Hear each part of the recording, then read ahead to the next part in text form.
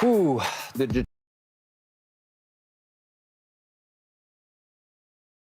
Detroit Pistons set the all-time NBA single-season record for consecutive losses last night, losing their 27th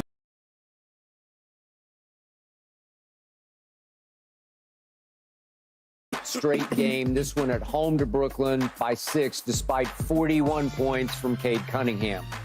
The 2-28 Pistons are on pace to finish with the worst record ever, which would be 6-76. Jeez. Woo.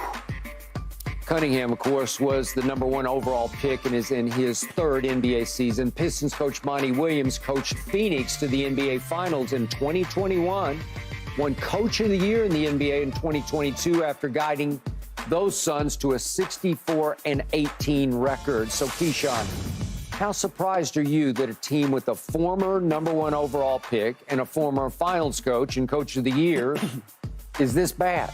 Man, I don't know what they're doing, because it's not like football where if you lose, you get the #1 spot. Yeah. You got to go into the lottery and all. So it's not if that wasn't the case, I'll sit there and be, oh, they just tanking. Yeah.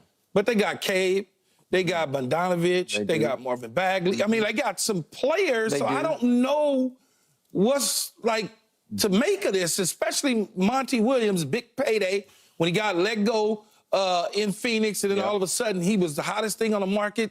Detroit scooped him up quick, fast, in a hurry, and now you're looking at a team that's 2-28.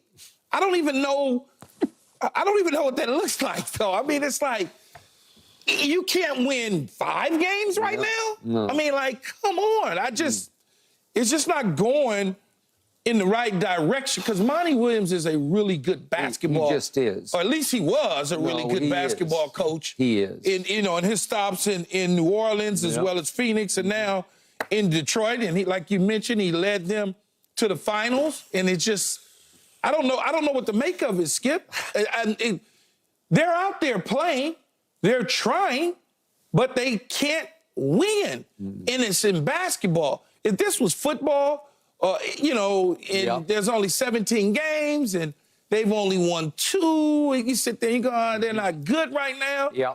But they played 30 games and they only got 2. Explain that. Help me. Help him, Richard. Yeah. I wish I could help. I don't understand it. I just feel bad for the city of Detroit, for the state of Michigan. Thank goodness for football right now, because the Detroit Lions are playing well. The University of Michigan football team is playing well, because they have just had some really tough sports stories. I mean, you talk about the Lions team that went 0-16. Now you're talking about a record in basketball for most consecutive losses in a season.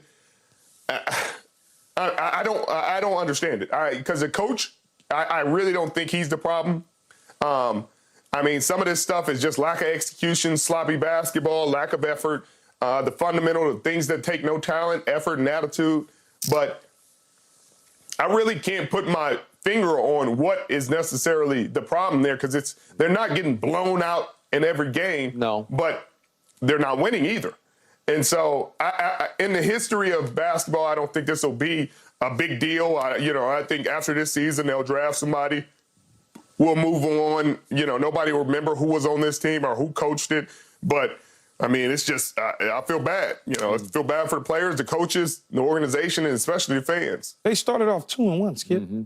So, to that point, I watched their opener at Miami because I couldn't take my eyes off it, because they stormed back. They were down 19 with 9 minutes left in that game at Miami. And thanks to Cade and company, they stormed back, and Cade had a 30-footer at the buzzer that could have won it, and it was close. And it kept you on the edge of your seat. You thought, okay, that looked pretty good to me. They go to Charlotte for their next game, and they win handily. There was LaMelo. They were at full strength at that point. And then they go home, and they beat Chicago handily, 118-102. And I thought, okay, they're 2-1, and they came close to being 3-0. And then this started.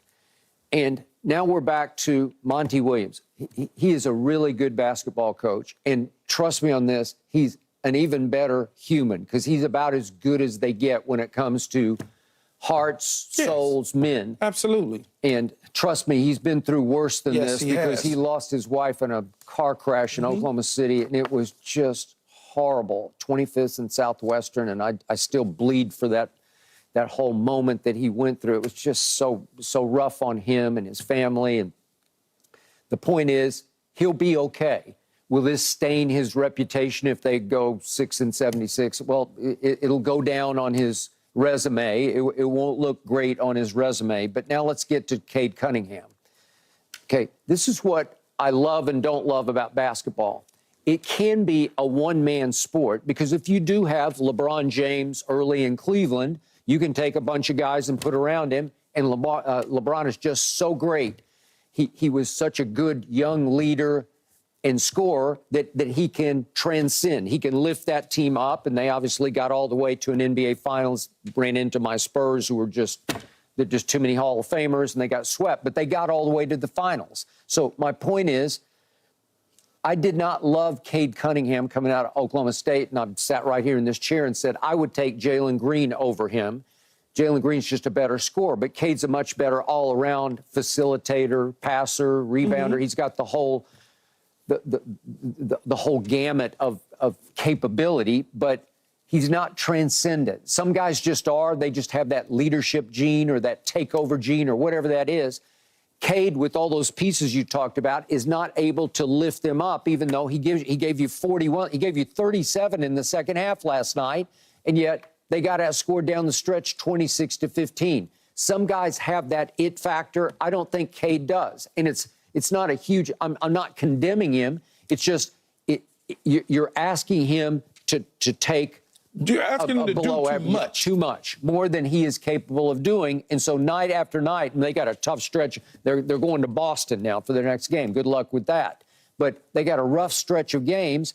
I don't think he's transcendent enough to lift this team up to break this streak anytime soon. So it comes down to, look what Ja's doing right now in Memphis. Memphis got a lot of nice pieces. You can argue they have a much better team than Detroit does. But they were languishing, right? They were, let's see, they won 4 since okay, he's so been back. they're 10-19 now, so they were 6-19 when Ja came back. 6-19, well, that's not a whole lot better than 2-28, right? And what has Ja done since he stepped on the floor? What's happened? They have gone to New Orleans twice now and won games. It took overtime last night. 4-0. Yeah, 4-0. It's Ja Morant. He's transcendent. There's something about the charisma factor, the impact. Yeah. There's something different when we compare Ja Morant to what Cade Cunningham is not able to do. But right? that's what a lot of, when we're going to dive into the Lamar Jackson effect. But that's what it is. Certain players that is have that. That is correct. And Ja has it. When he walks into the building stops. When he enters into the restaurant, everybody looks. I mean, certain people, Michael Jordan, there's just certain people that just have that. And when guys go high in drafts, it's not always about just their skill set. It's about the whole package that's being delivered. And I think a lot of people sometimes they forget that. Now, you mentioned Cade Cunningham out of Oklahoma State. You didn't necessarily like some of the things that was missing where Jalen Green had some of that. I mean, that happens all the time in sports. I mean, it just does. Yeah, it just does. And all this gets magnified by the point Richard made because in Detroit, the Lions are they're back. They just won the division. And listen. Fighting for home field advantage throughout. And just up the road in Ann Arbor, Jim Harbaugh's team is the #1 seed in the college football playoffs. I think they're really good. I think they got a great shot of winning it all. A lot of people like Alabama over Michigan, but the point is, like Alabama. Do you? Okay, I like Michigan. St. Nick, man. But the point is, it's happening in football in the Detroit area right now, and it ain't happening in basketball. And I was there at all those finals with all those bad boy Pistons teams, and you want to talk about a great basketball city? Whew. All the Rodman teams and the Isaiah teams. Even the team that beat us. I mean, with Ben Wallace and company. Lord. They had a nice little run there, ripping them. And Rasheed Chauncey, Wallace, Rip, Chauncey. Oh, wow. And now it's come to this? Long time ago, though. It was a long time ago, but this is just hard to watch. And to your point, It's just hard to believe. Okay, up next, why the eye test should tell you Lamar Jackson is the NFL's best player, though Richard. Well, not according Probably to somebody disagree. on this show, but I ain't gonna, just gonna let him keep talking. Yeah.